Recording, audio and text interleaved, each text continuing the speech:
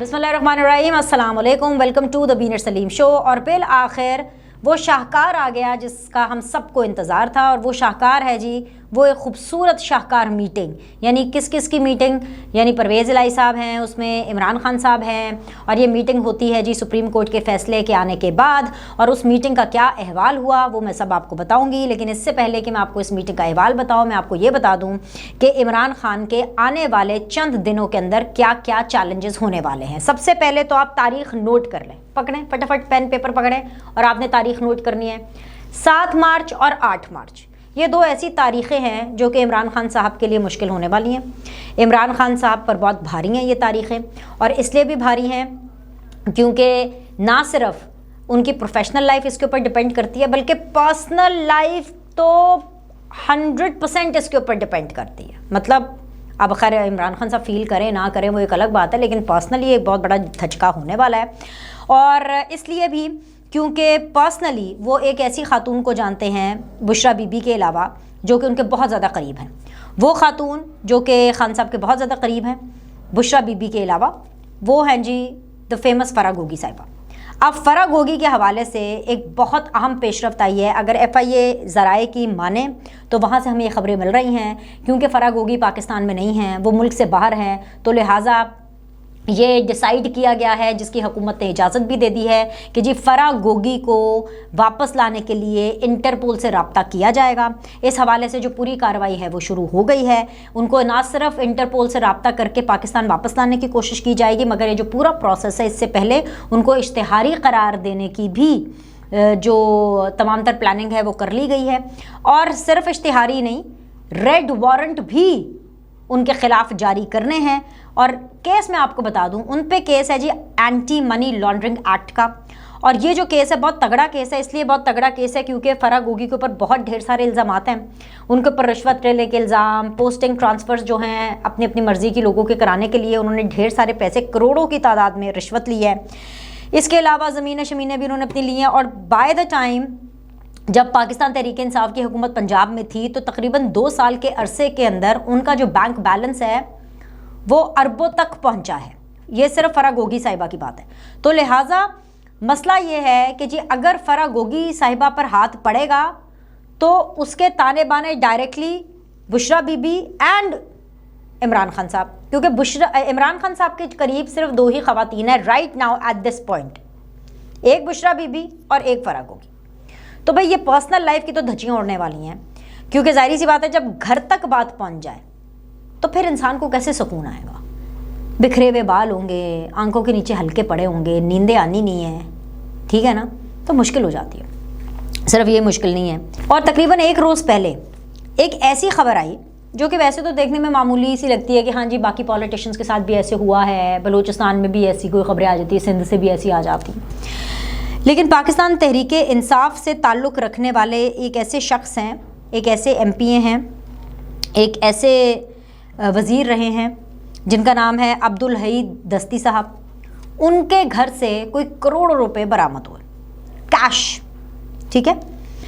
अब देखने में तो एक सादा सी खबर है, क्योंकि वैसे ही इमरान खान साहब ने इतना पीट दिया हुआ है कि पाकिस्तान के अंदर करप्शन इतनी ज़्यादा करप्शन है, तो लोगों ने अपने घरों के अंदर ब्लैक मनी छुपाई होती है, रखे होते हैं पैसे। लेकिन इशू ये है कि जिस तरीके से ये तमाम तर बात हुई है वो बहुत ज़्यादा अलार्मिंग है। तो जब घर तक मामलात पहुंचते हैं ना तो फिर बड़ी प्रॉब्लम हो जाती है। एक और इमरान खान साहब के बहुत करीबी हैं जिनके साथ ताने बाने मिल रहे हैं अकाउंटेबिलिटी के, अरेस्ट के, बड़ी बड़ी कहानियाँ खुलनी हैं, वो हैं जी परवेज़ इलाही साहब। अब उनके साथ कैसे ताने बाने मिल रहे हैं, ये जब मैं आपको इमरान खान साहब और परवेज़ इलाही साहब की मुलाकात का हाल बताऊँगी ना, तब मैं आपको बताऊँगी कि ताने बाने कैसे मिलते हैं और कहाँ से मिल रहे हैं और किस वजह से जो है ये मुश्किल होने वाली है। सबसे पहले हम 7 और 8 मार्च की बात कर लेते हैं। 7 मार्च और 8 मार्च को क्या है भाई, एक तो तोशा खाना है, वो वाला मामला उनका चल रहा है, जिनके अंदर इमरान खान साहब को ज़मानत नहीं मिली, नाकाबिल ज़मानत उनके वारंट निकले, और वारंट इसलिए निकले कि उनको अदालत में पेश होना है, और इसलिए उनको अदालत में पेश होना है क्योंकि उनके ऊपर फ़र्द जुर्म आयद करनी है, लेकिन वो अदालत में आते ही नहीं है। और जो वहाँ के जो जज हैं वो बड़े ज़्यादा गुस्से हो रहे थे कि भाई आप तो अदालत में आते नहीं क्योंकि फ़र्द जुर्म आयद करनी है। तो भाई अब एक तो केस है जिसके ऊपर फ़र्द जुर्म ऑलरेडी आयद करनी है और वो बिल्कुल तैयार बैठी है। अब इमरान खान साहब जाएंगे तो फ़र्द जुर्म उनके ऊपर आयद होगी, तो इसलिए वो दिन उनके ऊपर बहुत ज़्यादा भारी है। दूसरा दिन जो है वो इसलिए भारी है क्योंकि उस दिन टेरियन वाइट का जो केस है उस हवाले से हेयरिंग होनी है और उस हवाले से एक बड़ी पेशरफ्त है। जो अभी रिसेंट हेयरिंग हुई उसके अंदर क्या हुआ वो मैं आपके सामने रख देती हूँ ताकि आपको अंदाज़ा हो कि मैं ये क्यों कह रही हूँ कि 7 और 8 मार्च इमरान खान साहब के ऊपर भारी हैं और शनि आएगा उनकी कुंडली के अंदर, और वो इस तरह का शनि आएगा कि जो कि आपको परेशान करता है, आपको आराम से सुकून से रहने नहीं देता। जो अभी हेयरिंग हुई अभी रिसेंटली जो टेरियन केस की, उसमें जी अदालत ने पूछा पहले वकील से कि आप ये बताइए, इस्लामाबाद हाई कोर्ट की समाअत के दौरान पूछा कि जी जो डॉक्यूमेंट्स जमा कराए गए इलेक्शन कमीशन में, क्या उनमें टेरियन के हवाले से जाहिर किया गया कि वो उनकी बेटी हैं?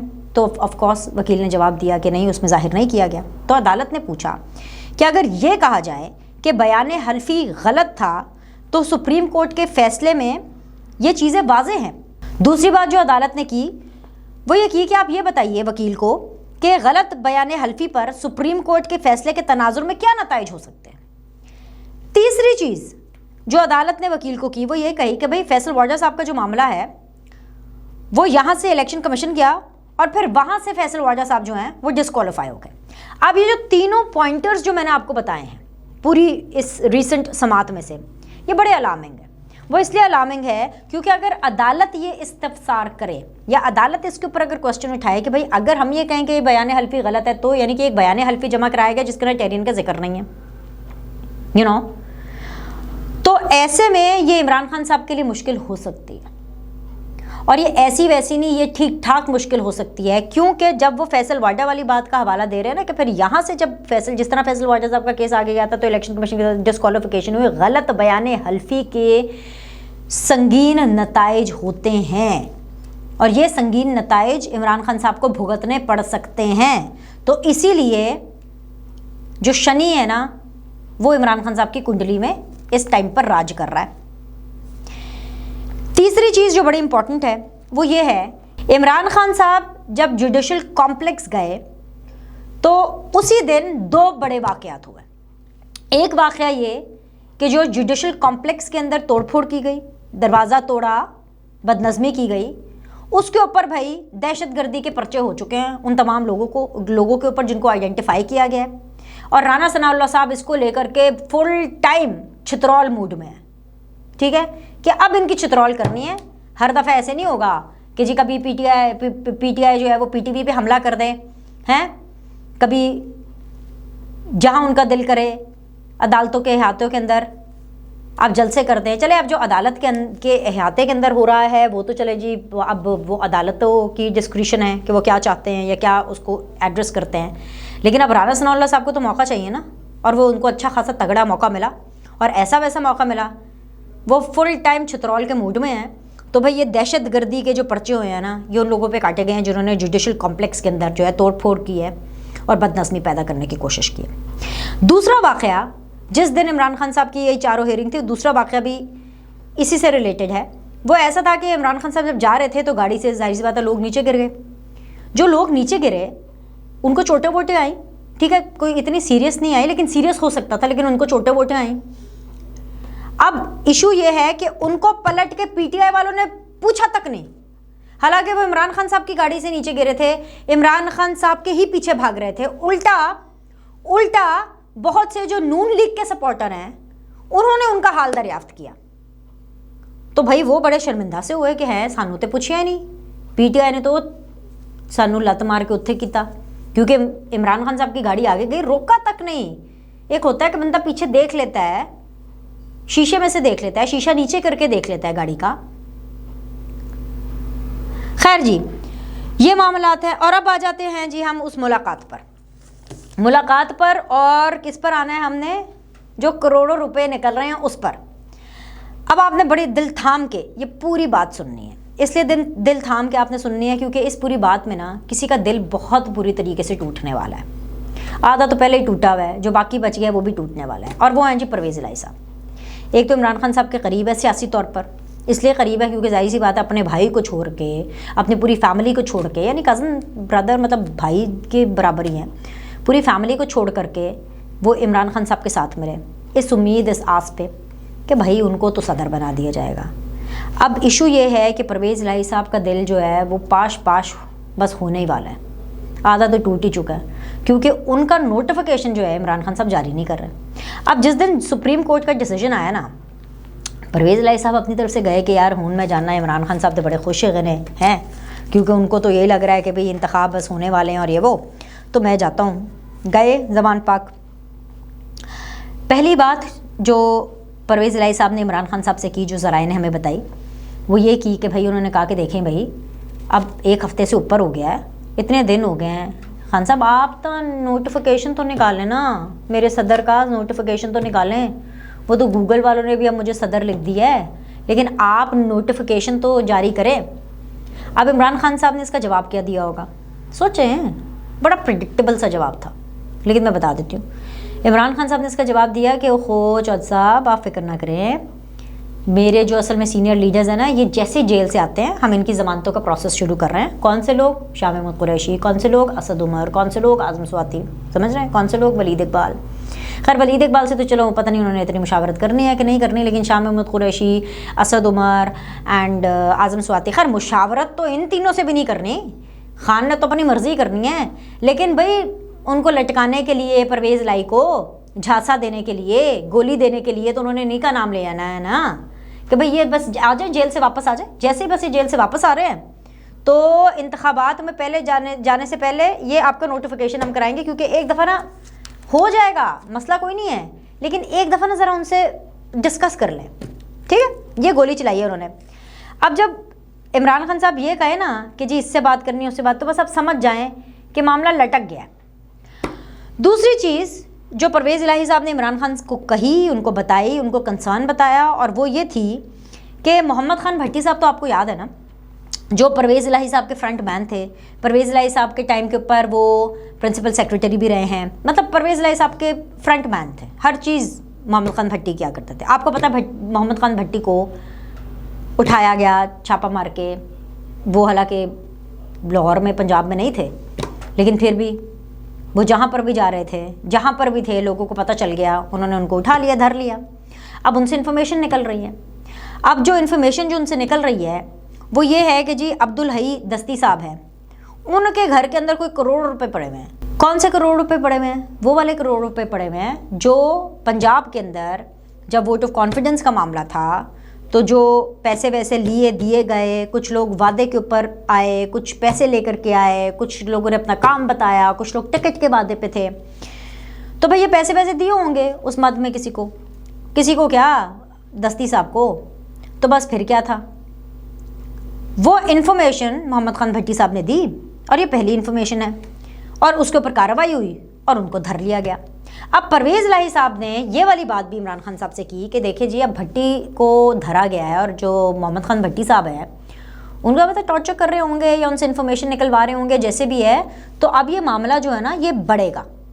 तो आप ना मेरे मुस्तकबिल का, यानी परवेज़ इलाही साहब का जो मुस्तकबिल है ऐसे सदर, उसका ना आपको इन्हों को बंदोबस्त कर लें, क्योंकि ये परवेज़ इलाही साहब ने कहा कि मेरे पे भी, जो मेरे जो 10 लोग आए हैं साथ, उनका भी बड़ा प्रेशर है। उसके बाद अभी ये बात हो ही रही थी कि इतनी देर में एक ऐसी शख्सियत की आमद हो गई कमरे के अंदर कि माहौल ही बदल गया बातचीत का। माहौल क्या बदलना था, टॉपिक ही बदल गया पूरा। हुआ क्या कि अभी ये बात हो ही रही थी, इससे पहले कि इमरान खान साहब कोई मज़ीद अपनी बात करते, कोई मज़ीद लारा देते परवेज़ इलाही साहब को, फवाद चौधरी साहब कमरे में आ गए। बस जैसे ही फवाद चौधरी साहब आए, परवेज़ इलाही साहब का एक रंग गया, दूसरा रंग आया, क्योंकि आपको पता है परवेज़ इलाही साहब तो इतने फॉन्ड है नहीं, आपको वो बयानात तो याद ही होंगे ना जो फवाद चौधरी साहब के अरेस्ट के ऊपर परवेज़ इलाही साहब ने दिए थे कि पहले इन्हू फड़ लेंदे थे, पार्टी के हालात डिफरेंट होंगे, समझ गए हो ना। लेकिन इमरान खान साहब ने शुक्र अदा किया, उन्होंने शुक्र अदा किया, वो शुक्र है फवाद चौधरी तेरी एंट्रेंस बड़ी सही टाइम पर हुई है, कि मतलब मुझे बचा लिया परवेज़ इलाही साहब के मुतालबात से कि जी सदर बना दो, मेरा फ्रंटमैन के साथ ये हो रहा है, घेरा तंग हो रहा है, एक्सेट्रा एक्सेट्रा एक्सेट्रा। तो जैसे ही फवाद चौधरी साहब एंटर हुए, टॉपिक चेंज, माहौल चेंज। टॉपिक क्या था? इंतखाबात। माहौल क्या था कि इंतखाबी मुहिम में कैसे जाना है।